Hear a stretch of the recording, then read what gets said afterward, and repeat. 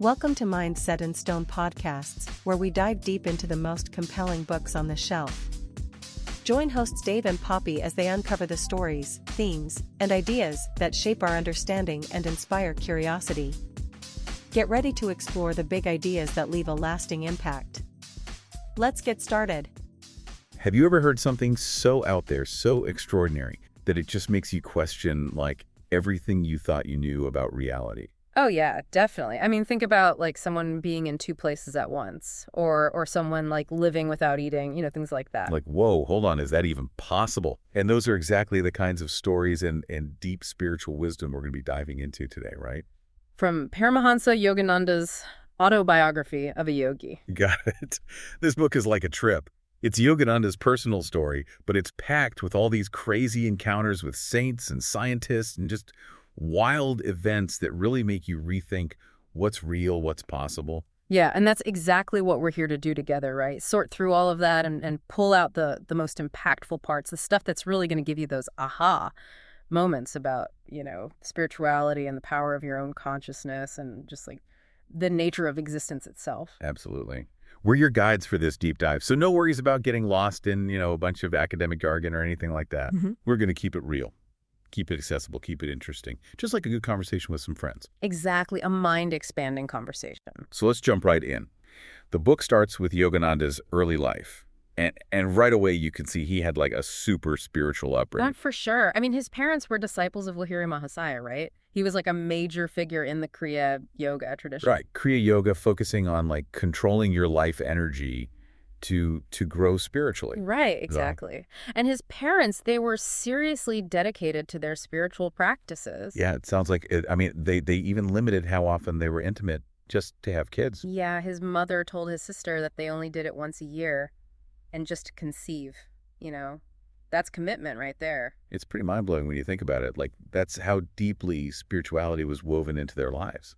And it wasn't just his mother. His father, Bhagavati Charan Ghosh, was a devoted disciple too. He had this really grounded perspective on material possessions. Yeah, totally down to earth. He said something like, why get all excited about material stuff? The person who's truly balanced isn't thrilled by gain or bummed by loss. They know you come into this world with nothing and you leave with nothing. It really makes you think about, what's truly important in life. And it kind of sets the stage for Yogananda's own journey, right?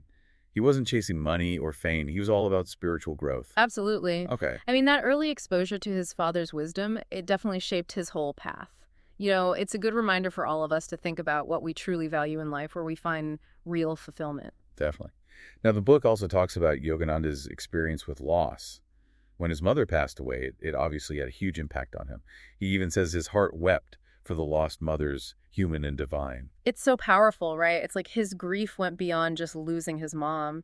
It speaks to this deeper longing for connection to something greater, like a universal mother figure. Have you noticed that, like in your own life or just in people you've met, that loss can sometimes be like a catalyst for spiritual seeking? I mean, it shakes things up, right? It makes you question everything. What's the point of it all?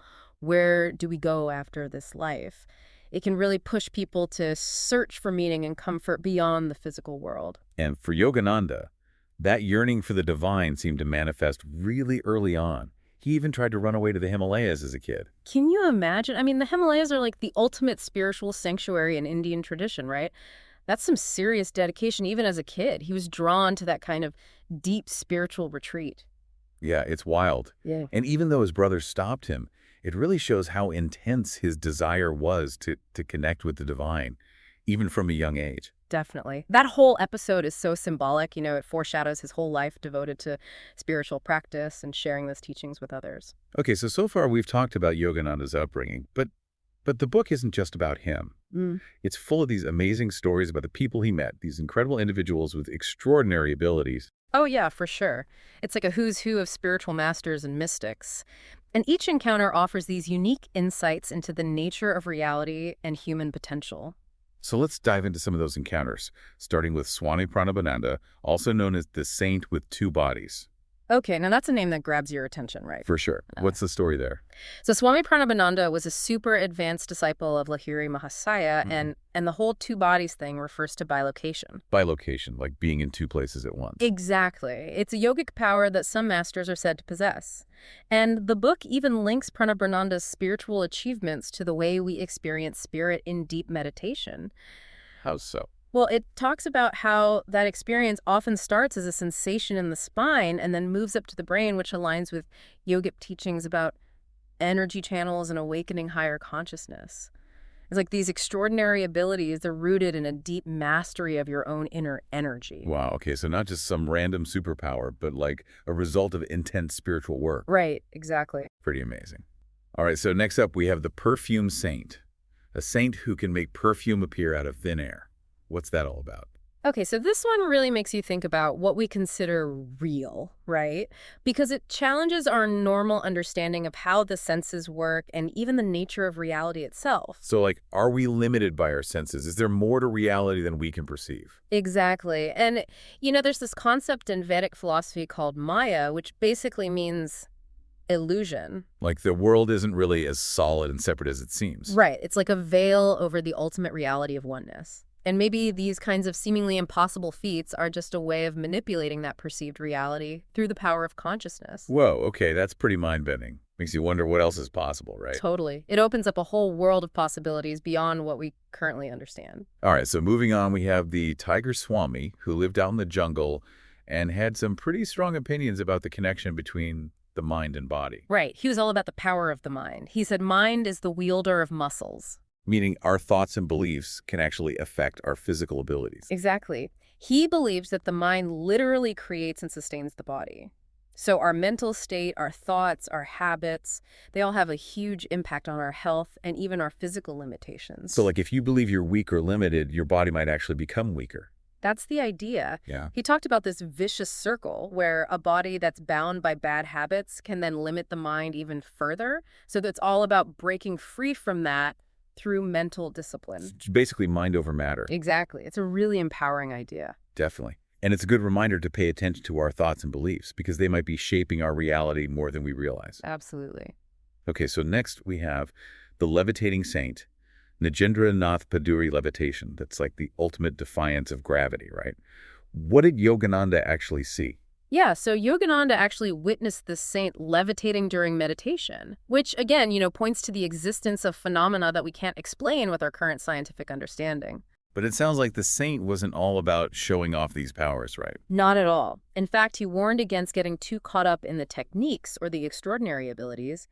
He said the real goal is to cultivate love for God. So don't mistake the map for the destination. Exactly. He even joked that people are often more devoted to Jala Yoga, which is like union with food, than they are to Dhyana Yoga, which is union with God. But it's also a good point, right? We can get so distracted by the material world. Totally. We got to remember what's truly important. So it's not about denying the physical world, but about putting it in its proper place. Right. Keeping our priorities straight. Okay, so far we've mostly talked about spiritual figures, but the autobiography also mentions Yogananda's interactions with some prominent scientists like Jagadish Chandra Bose. Oh, yeah. Bose was a brilliant guy, a real pioneer in his field.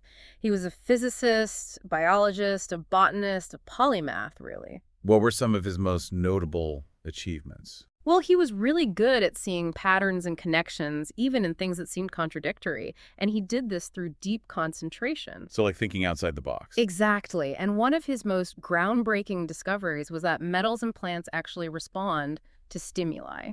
Wait, so like they're not just inert matter? Right? He showed that they react to things like chloroform and poison, just like animals do.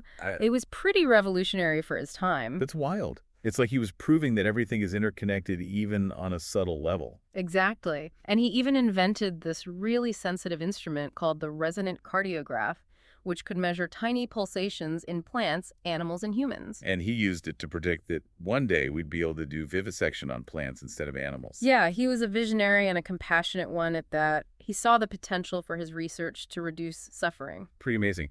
So he was a scientist, but he was also connected to this ancient Indian wisdom tradition. Oh, yeah, definitely. The autobiography mentions how his work relates to the atomic theories of Canada, who was an ancient Indian philosopher. So it's like ancient wisdom meeting modern science. Exactly. A beautiful blend. Now, a pivotal moment in Yogananda's journey was his meeting with his guru, Sri Yukteswar. This is where his spiritual training really intensified. Oh, yeah. This was a game changer for Yogananda. What were some of the early lessons that Sri Yukteswar taught him? Well, one of the most memorable ones was about reliance on material things. Yogananda was worried about food, and his guru said something like, "Die then. Never admit that you live by the power of food and not by the power of God." Whoa, that's intense. It was a wake-up call, right? Yeah. A reminder that true sustenance comes from the divine, not just from physical things. So like trusting in a higher power to provide. Exactly. And Yogananda said this lesson stayed with him throughout his whole life. It's a powerful message for all of us to consider, where do we place our trust? What do we truly rely on? Definitely. It makes you think. And Sri Yukteswar didn't just talk the talk, right? There's this story about the vanishing amulet. Oh yeah, that's a good one. So Yogananda had the silver amulet from his mother, and a wandering sadhu predicted it would disappear. And it did. It did. Even though Yogananda kept it locked away, it vanished, just like the sadhu said. That's so strange. It's like a reminder that there are forces at work that we don't fully understand. Absolutely. And maybe a lesson in surrendering to the unknown. Okay, so after that, Yogananda goes on this penniless journey to Vrindavan, which is a super holy place in Hinduism. Yeah, it's where Krishna is said to have grown up. So he's traveling without any money, just trusting that he'll be provided for. Total faith, right. And guess what? It worked. He got the money he needed. Yep.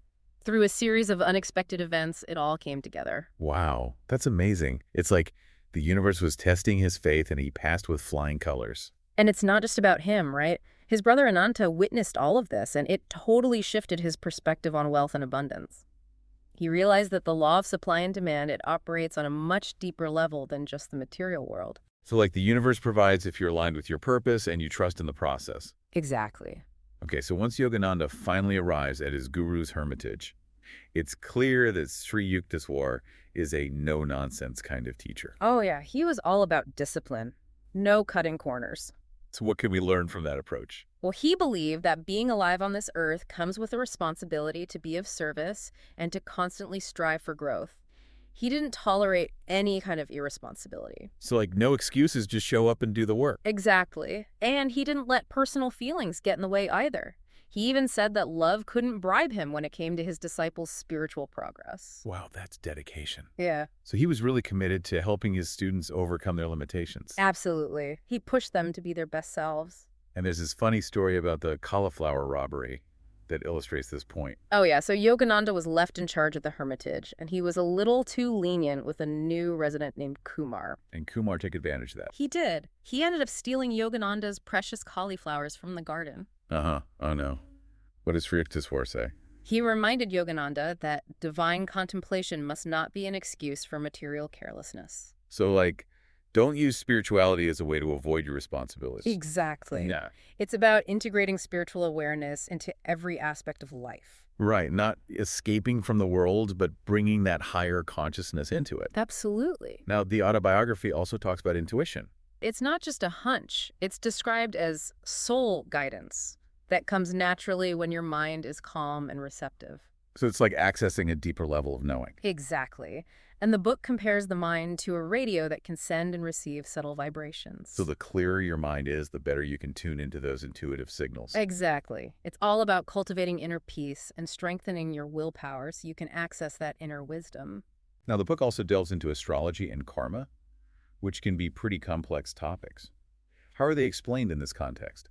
So basically the idea is that you're born at a specific moment when the planets are aligned in a certain way that reflects your past karma. Karma being like the consequences of your past actions. Right. And that creates a blueprint for your life, a Yeah. kind of map of your potential and challenges. But here's the key. It's not deterministic. Meaning you're not just a puppet of fate. Exactly. You have free will, and you can choose to align yourself with the divine will, which can actually help you overcome those karmic limitations. So it's like astrology can show you the past, but you ultimately choose whether to walk it. Right. And Yogananda even tells the story about how he destroyed a horoscope that predicted he'd have multiple marriages. Wow. So he literally defied his astrological chart. He did. It's a powerful example of how you can use your free will and spiritual understanding to create your own destiny. So it's not about ignoring astrology, but about understanding it and using it as a tool for growth. Now, the book also mentions Sri Yukteswar's calculations of the yugas, which are these vast cycles of time in Hindu cosmology. Right. So he figured out this 24,000-year cycle that's divided into ascending and descending arcs, and each arc contains the 4 yugas. Satyatrita, Dwapara, and Kali, right? We got it. And according to his calculations, the last Kali Yuga, which is like the Dark Age, ended around 1700 AD. So we're currently in the Dwapara Yuga. Exactly. And this yuga is characterized by a rise in understanding of electricity and atomic energy. So like a time of technological advancement. Exactly. And also a time when spiritual understanding can increase as well. So it's like we're in this pivotal period of human history. Definitely. Now, the book also offers a yogic interpretation of the biblical story of Adam and Eve. Oh, yeah. That's a fascinating one. So in this interpretation, the serpent represents the energy in the spine and the sex nerves. Okay, so not a literal snake. Right. It's about the power of those primal energies. And Adam represents reason while Eve represents feeling. So what happens in the Garden of Eden? Well, the idea is that when Eve or feeling gets overwhelmed by the energy of the sex impulse, Adam or reason also falls prey to it. So it's about losing control, losing balance. Exactly. And it's a reminder that we need to be mindful of those powerful energies within us and learn to manage them wisely. To find that harmony between reason and emotion. Exactly. Now, one of the most complex concepts in the book is Maya, often translated as illusion. Right. Maya is this veil that hides the ultimate reality of oneness. It's what makes us perceive the world as separate and diverse when it's actually all interconnected. So like a trick of the mind. Kind of. Yeah. It's more like a fundamental principle of the universe, a force that creates the illusion of duality. And the book connects this to things like Newton's third law of motion. Yeah, the idea of action and reaction, every force having an equal and opposite force. So duality is built into the fabric of reality as we experience it. Exactly. And even modern science, with its discoveries about atoms and energy, seems to be supporting this ancient idea that the material world isn't the ultimate reality. So like what we see and touch is just a manifestation of something much deeper. Right. And there's this quote from the physicist Sir James Jeans that says, "The universe is more like a great thought than a machine." Wow, that's beautiful. It's like the universe is a projection of consciousness. So what happens during this experience? Well, Yogananda describes it as merging with the light of God and realizing that the whole creation is made up of light atoms projected by divine will. So like the universe is a movie projected by God. Exactly. And he sees his own body as just a temporary form made of this divine light. That's incredible. It's like transcending the limitations of the physical self and experiencing oneness with everything. Exactly. It's a glimpse into a reality beyond our ordinary perception, a reality of pure consciousness and bliss. Now, even after this amazing experience, Yogananda's journey continues, and he ends up establishing a yoga school at Ranchi. Right. And it might seem strange that someone so focused on inner spiritual realization would start an organization. Yeah, why not just stay in a cave and meditate? Well, Sri Yukteswar had this great analogy. He said, God is the honey, organizations are the hives, both are necessary. So like you need both the inner experience and the outer structure to spread the teachings. Exactly. He saw organizations as a way to share the spiritual nectar with more people. Makes sense. And the Ranchi school wasn't just about meditation. No, it had a medical department, sports programs, academic studies. It was a holistic approach to education and development. So like integrating spirituality into all aspects of life. Exactly. Now, the autobiography also touches on telepathic communication, which is pretty mind-blowing. Yeah, Yogananda describes communicating with the spirit of a deceased boy named Kashi. So like communicating with the dead. It seems that way, and it suggests that the soul, even after death, retains awareness and the ability to interact on a mental level. Wow, that challenges our whole understanding of what's possible. Definitely. It opens up a whole new realm of communication beyond the physical senses. Now, there's also a brief mention of Yogananda meeting Rabindranath Tagore, who was a famous Indian poet and Nobel laureate. Yeah, they had a discussion about different educational approaches. So like comparing Eastern and Western methods? It's not clear from the excerpt what exactly they discussed, but it's interesting to see these two great minds coming together. It shows the richness of Indian culture at the time and the potential for dialogue between different fields of knowledge. Absolutely. Now, one of the things that really stands out in the autobiography is all the accounts of miracles. Right. There are so many stories that seem to defy the laws of nature. But how were those miracles explained within the context of yogic teachings? Well, the idea is that they're not actually breaking any laws. It's more like they're operating under subtler laws that we don't fully understand yet. So, like, there's a deeper level of reality where those things are possible. Exactly. And it often involves the power of will, faith, and divine grace. Like the story of Lahiri Mahasaya protecting his disciples from lightning. Right, or appearing in physical form after his cremation. It's like they're tapping into a source of power that most people aren't aware of. Exactly. Now, there's also the story of the yogi with extreme weight who barely ate anything. Yeah, that one really challenges our understanding of human physiology. It's like he was defying the laws of biology. Right, and the book connects this to the idea that masters have realized the world is fundamentally an idea in the mind of God. So, like, they're not bound by the limitations of the physical world in the same way? Exactly. They've transcended those limitations through their spiritual realization. Wow, that's pretty mind-blowing. And this concept of the power of spiritual law is also connected to a teaching of Christ. Yeah, when Jesus said that if his followers were silenced, the stones would cry out. Right? It's like truth will always find a way to express itself. Exactly.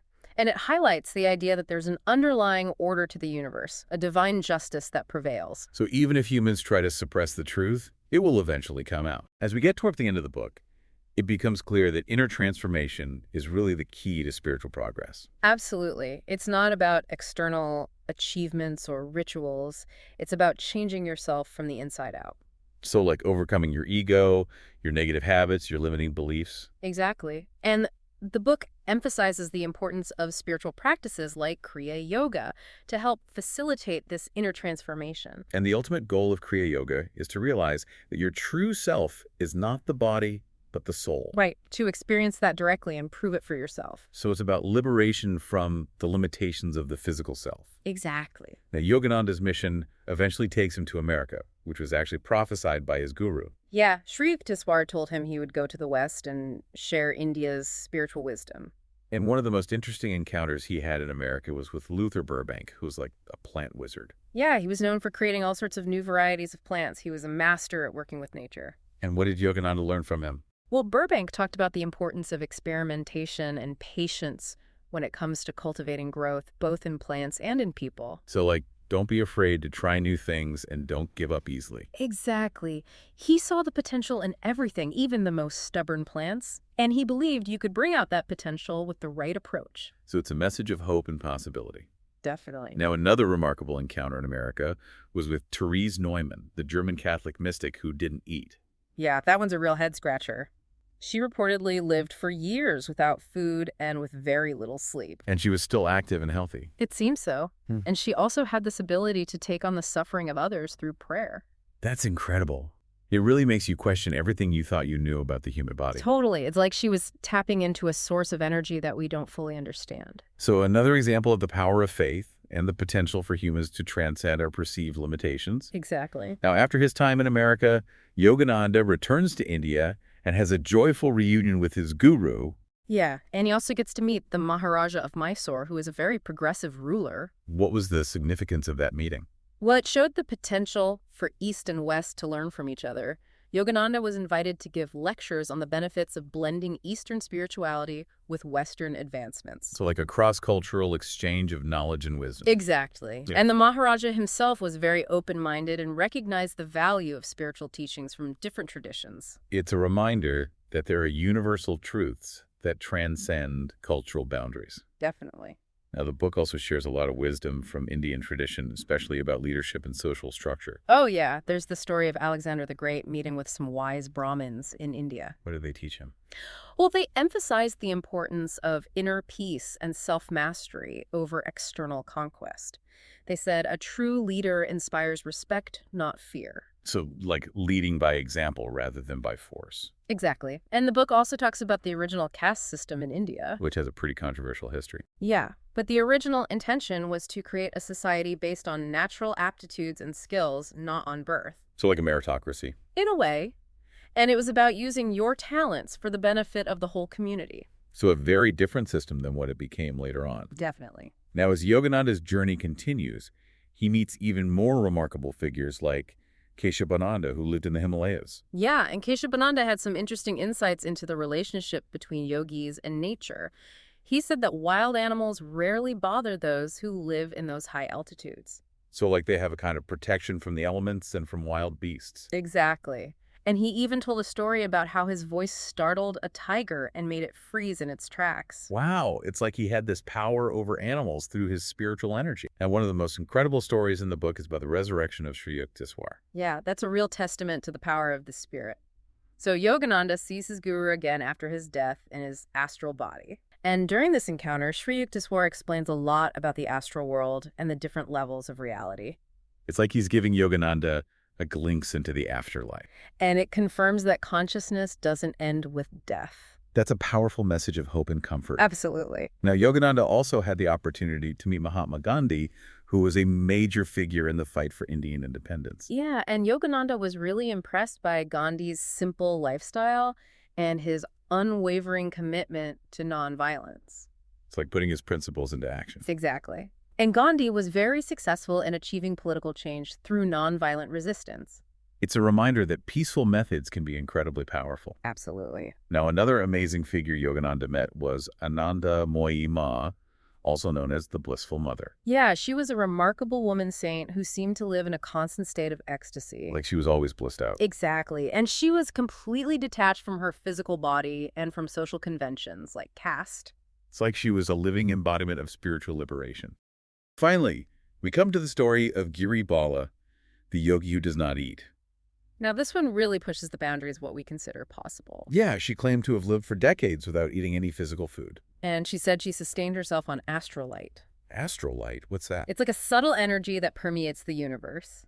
And she believed that her guru had given her a technique to absorb this energy directly into her cells. Wow, so like she was photosynthesizing like a plant. Kind of. It's a really wild concept. And the book connects it to scientific ideas about atoms being energy and the potential for humans to live on solar energy. So it's like she was a living example of the power of the human spirit to transcend physical limitations. So we've covered a lot of ground today. What are some of the key takeaways that you hope our listeners will remember? Well, I think the biggest one is the power of consciousness. We've seen so many examples of how our thoughts, beliefs, and intentions can shape our reality and even influence the world around us. Right, like the mind-body connection that the Tiger Swami talked about. Exactly. And the fact that there may be levels of reality beyond what we can perceive with our senses. And also the incredible potential for human transformation through spiritual practices. Like Kriya Yoga and other techniques that help us connect with our true nature. Absolutely. And what about practical steps? What can our listeners do to apply these insights in their own lives? Well, one thing you can do is start a meditation practice, even just for a few minutes a day. It can help you calm your mind and connect with your intuition. Right, and pay attention to your thoughts and beliefs because they're creating your reality. Exactly. And remember the importance of detachment from material things and focusing on inner peace and balance. Like Yogananda's father taught him. Exactly. And I'd also encourage you to ask yourself this question. If the seemingly impossible is actually possible, what are you capable of achieving? What dreams are you holding back on? That's a great question. It's about challenging our own limitations and embracing a world of infinite possibility. Exactly. And if you're intrigued by all these stories and teachings, I highly recommend checking out the Autobiography of a Yogi for yourself. It's a truly transformative book. Absolutely. Well, thank you so much for joining us on this deep dive. It's been an incredible journey. It has, and thanks for bringing this fascinating material to our attention. And to all our listeners out there, thank you for tuning in to the deep dive. Until next time, keep exploring, keep questioning, and keep diving deep into the mysteries of life. And keep an open mind. We hope you're leaving with fresh insights and a spark of inspiration. Remember to subscribe, leave a review, and check back for more episodes as we dive into new worlds of thought, one book at a time. Until then, keep your mind set in stone and your curiosity open. This has been a Big L Riz Media podcast, where big ideas meet lasting impressions.